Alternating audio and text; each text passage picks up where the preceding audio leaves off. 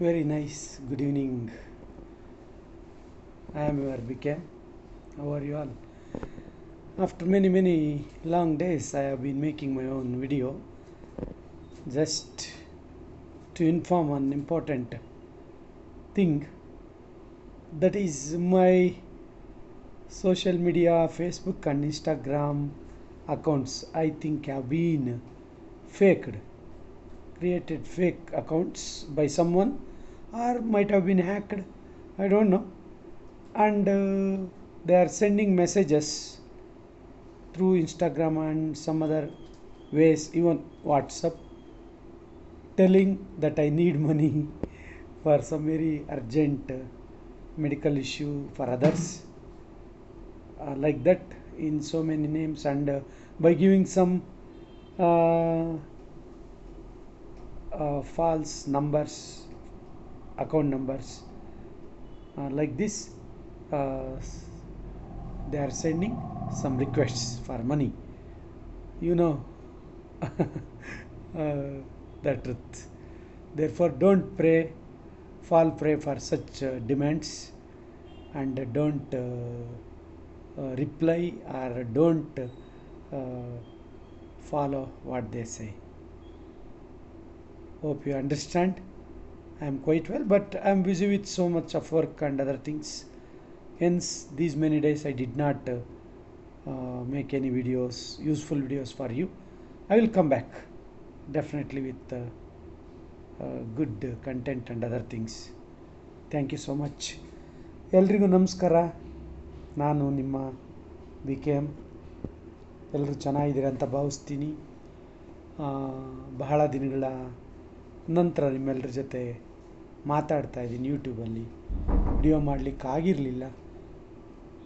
ಈಗ ಒಂದು ಅನ್ಯ ಕೆಲಸದ ಮೇಲೆ ದೂರದ ಬೆಳಗಾವಿಯ ಗೋಕಾಕ್ ಅಲ್ಲಿದ್ದೀನಿ.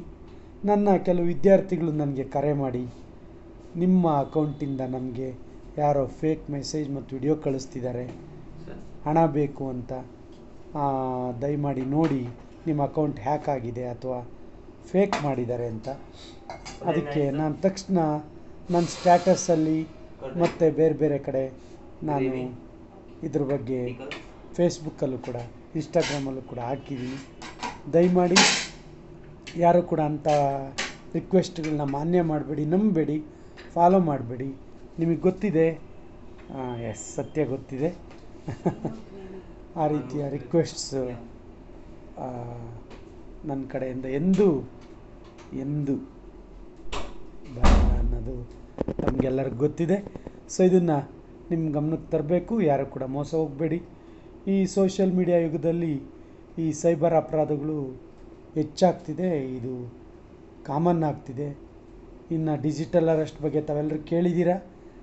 ಅದಂತೂ ಇವತ್ತೊಂದು ದೊಡ್ಡ ಪಿಡುಗಾಗಿ ಪರಿಣಮಿಸ್ತಾ ಇದೆ. ಲಕ್ಷ ಕೋಟಿಗಳಲ್ಲಿ ಜನ ಹಣ ಕಳ್ಕೊಳ್ತಿದ್ದಾರೆ. ಅಂಥದ್ದೊಂದು ಅನುಭವ ನನಗೆ ಇವತ್ತಾಯಿತು.